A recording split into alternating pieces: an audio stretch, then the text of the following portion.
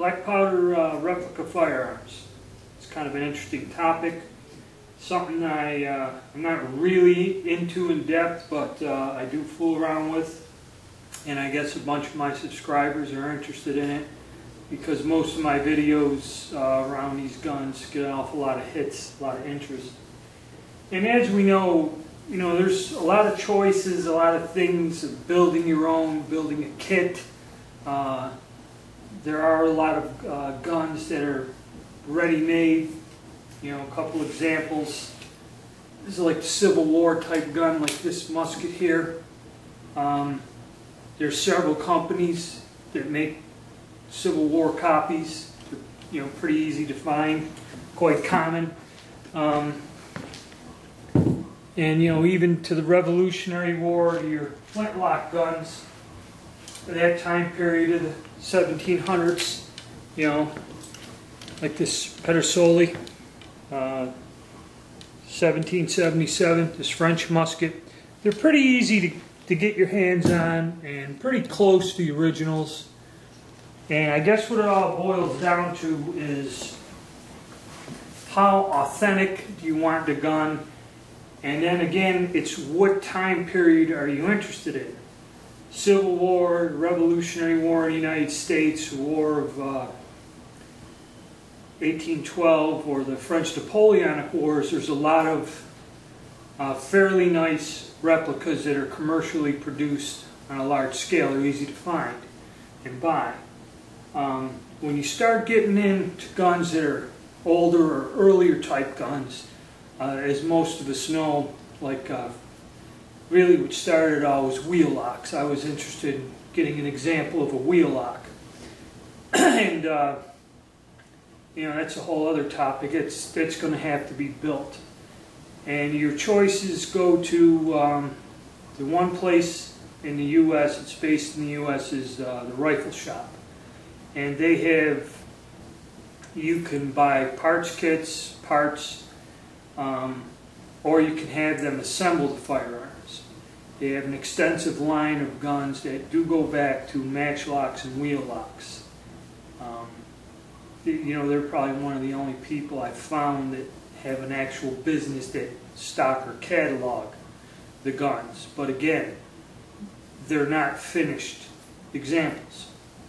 Matchlocks and wheel locks, you'll have to have the earlier guns. You'll have to either build one from a kit, build one yourself, or contact a gun maker, gunsmith that kind of goes along there.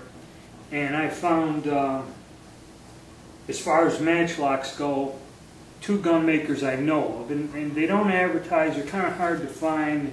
It's like word of mouth through different reenactors and that you hear about this. But a big name in the U.S. is John Buck. He does a lot of the matchlock type guns, and he has a website. And I guess he also does.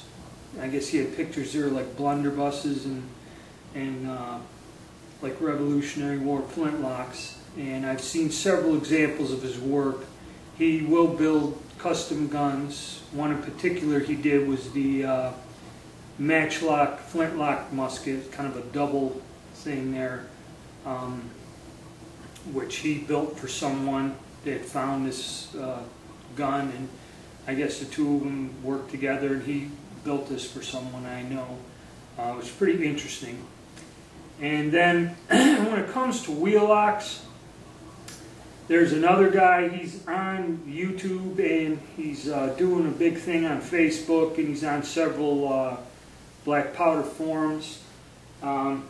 His name is, and please don't get angry with me, Bolek, if I don't pronounce this right, is Boleslav Maciaszczyk, or Shishchek.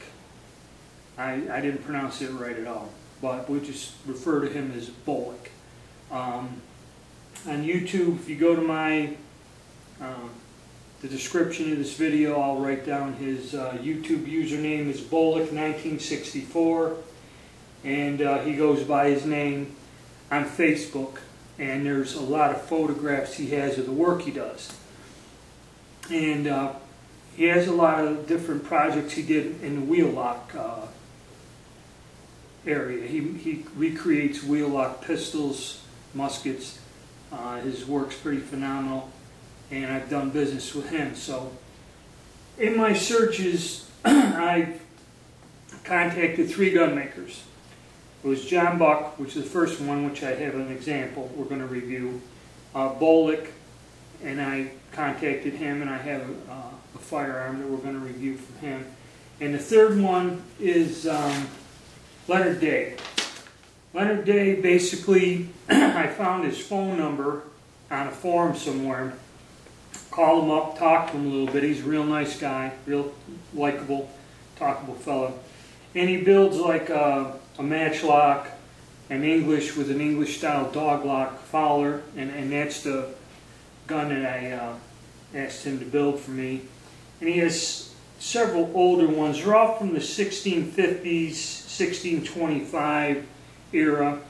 And you'll find that most of these makers kind of specialize in a certain area, and it's hard to find guns of this type. You know, they have unusual stocks and are weird shaped, and you know, he sends, he's kind of old-fashioned. He sent me a bunch of colored photos of the guns along with the prices. When I first contacted him, he didn't have a lot of work, but I was involved with somebody else, put an order in for a rifle, and I just didn't have the money or time to call him back. I waited about a year. I called him back in March, and when I contacted him in March, he said that, you know, he didn't have hardly any work the year before, and now it's March and he has 7 or 8 guns to build already on the books. And he basically told me, I can't get to you till the end of summer or something. And I said, well, that's fine. I sent him a token deposit, and I'm on the list to have the English Fowler made whenever he gets around to it, which he hasn't contacted me yet.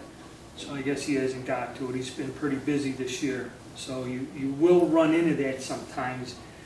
When you finally do contact the person ready to set up a deal, I found there's always a lot of, anything can happen, health problems, whatever, and you'll get delays. So don't get impatient.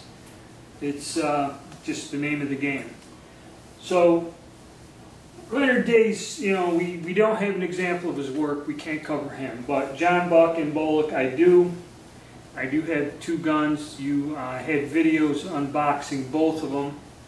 The small one on the top is done by Bolek, and the larger musket on the bottom was done by John Buck. And I'm going to do a separate review on each one of these and go over basically the whole process of me ordering it, how long it took, and we'll take a better look at the guns. And I've had a lot of people interested. A lot of people want me to fire them, and I haven't shot either one yet. And we're going to get around to that. Hopefully this weekend I may get out and give them a shot. Okay,